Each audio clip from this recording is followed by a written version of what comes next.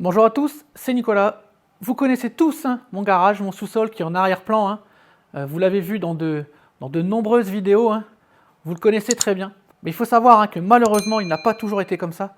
En 2018, nous avons subi de grosses inondations dans ma région, un petit peu comme celle qui touche les Hauts-de-France actuellement. Et il a été complètement inondé, on a eu énormément d'eau.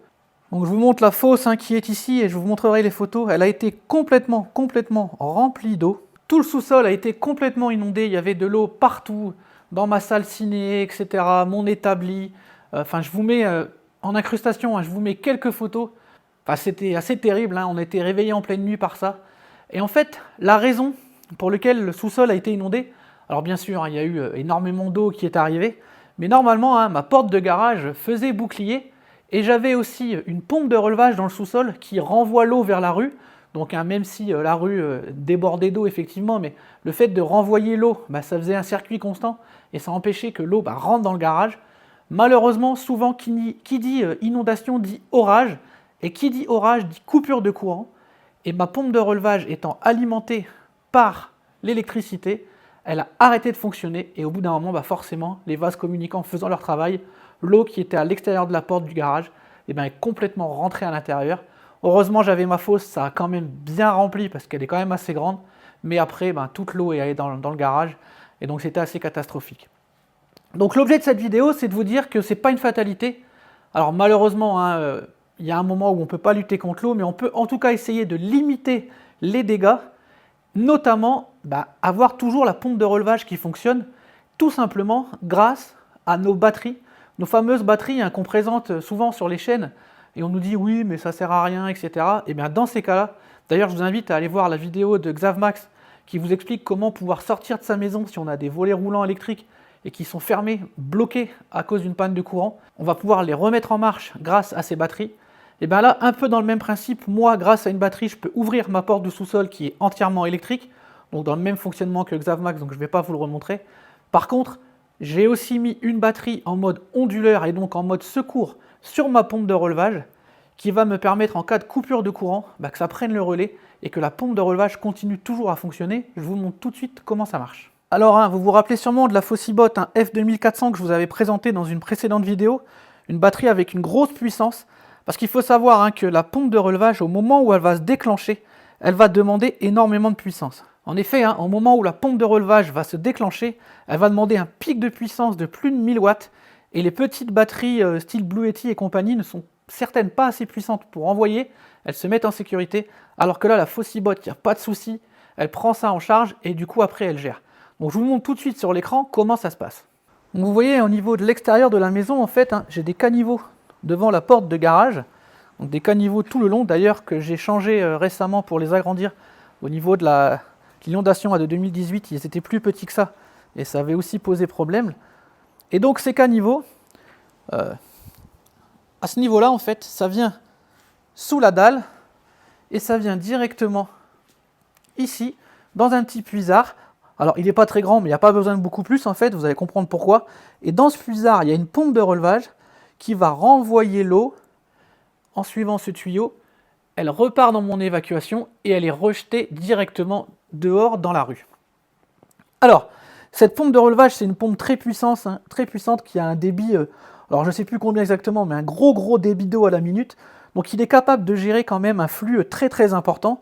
Donc si la pompe est en fonctionnement, il n'y a quasiment pas de risque.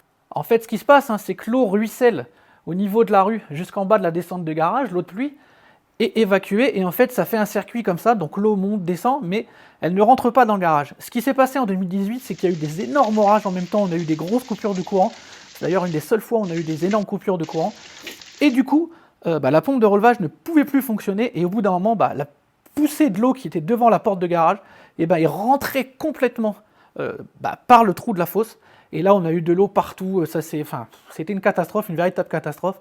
Bon, ça c'est bien terminé, les assurances ont fait leur travail, mais je vous avoue que je comprends vraiment les gens qui vivent là dans les inondations, c'est très stressant, très angoissant, une pensée pour eux en ce moment. Mais ça c'est quand même une solution pour permettre d'avoir la pompe de relevage qui fonctionne toujours. Mais ça peut aussi, pour les gens qui n'ont pas forcément un système comme ça, mais qui ont besoin d'évacuer de l'eau, mais qui n'ont plus d'électricité, d'avoir une pompe classique, une pompe de relevage, une pompe d'évacuation, et de pouvoir alimenter cette pompe grâce à la batterie. Franchement, ça fonctionne très très bien. Donc je vais vous montrer, je vais vous simuler quand la pompe se déclenche. Je vais aller mettre de l'eau pour vous montrer, parce que là, heureusement pour nous, le plus gros des inondations, le plus gros de la pluie dans ma région est passé, mais je vais vous montrer quand l'eau arrive, comment ça se déclenche au niveau de la pompe. Donc vous voyez, l'eau coule en fait et remplit cette fosse, et au bout d'un moment, le petit support, vous connaissez comment ça fonctionne, il va se relever en fait, et il va déclencher la pompe.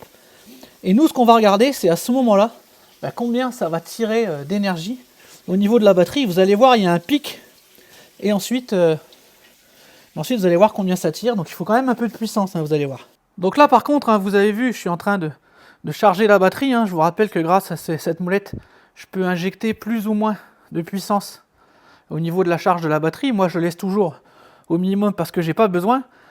Néanmoins là on va imaginer que la batterie, qu'il y a une coupure de courant.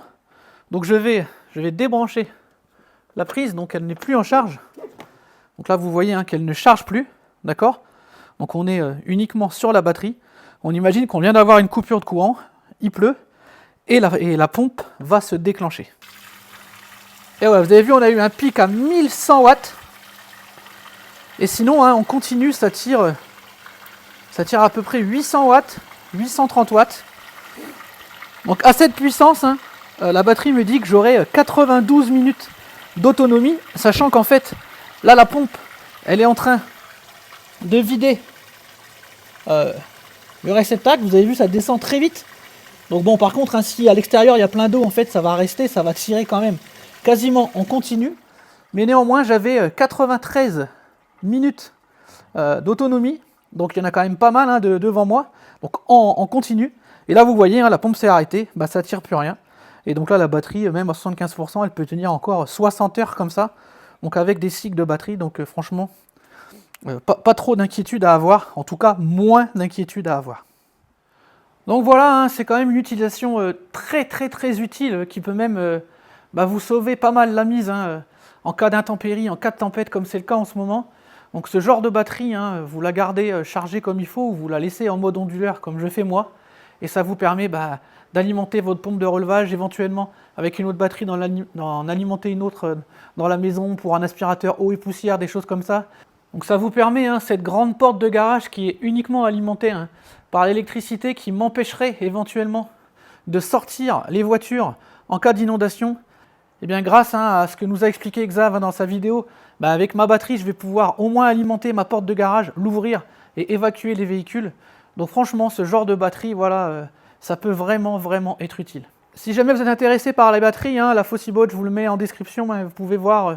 En plus, les tarifs sont assez avantageux quand même, ça vaut vraiment le coup d'investir pour être tranquille et de préserver tout l'électroménager du sous-sol, l'outillage, etc. Donc franchement, je pense que ça peut voir l'investissement. Donc j'espère que je vais pouvoir vous aider, j'espère à vous que ça se passe bien dans vos maisons, dans nos régions.